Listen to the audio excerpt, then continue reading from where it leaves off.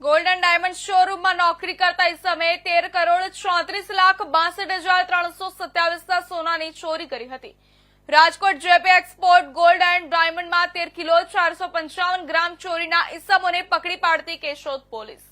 મુખ્ય આરોપી મૂળ કેશોદ માણેકવાડાના રહેવાસી ઇસમ જિગ્નેશ કુછડિયા, તેના પિતા નાથા કુછડિયા તેમજ સાથીદાર યશ કુછડિયાની ધરપકડ કરવામાં આવી છે। સેલ્સમેન તરીકે નોકરી કરતો હોય અને મુંબઈ ખાતે સોનું આપવા પહોંચ્યો હતો,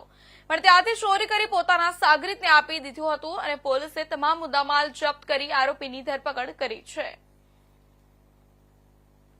ગઈ તારીખ 20/6/2025 રાજકોટના એક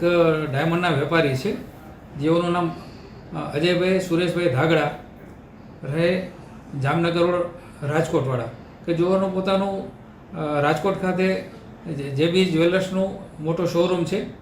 અને તેઓના કર્મચારી છે જિગ્નેશભાઈ નાથાભાઈ કુછડિયા, કે તેઓ જેબી એક્સપોર્ટ ગોલ્ડ એન્ડ ડાયમંડ જ્વેલરીમાં નોકરી કરતા હતા। ગઈ તારીખ 20/6/2025 રોજ તેઓ સોનું લઈ અને ત્યાં જે આપણા શેઠ છે એમના ફ્લેટ ઉપર ગયા હતા બોરીવલી ખાતે। ત્યાંથી તેઓના સહકર્મચારીને ધોકો આપી અને અંદાજે જેઓનું સોનું હતું, જેઓ સેલ્સમેનની નોકરી કરતા હતા, અને અંદાજે કુલ 13 કિલો અને 455 ગ્રામ જેટલું સોનું મુંબઈથી લઈ અને નાસી ગયેલા। જે અંગે મુંબઈ મહારાષ્ટ્ર ખાતે MHB કોલોની પોલીસ સ્ટેશનમાં ફરિયાદ દાખલ થયેલી અને મહારાષ્ટ્ર પોલીસ તરફથી હકીકત મળતા તેમજ અમને પણ હકીકત મળતા જૂનાગઢ જિલ્લા પોલીસ,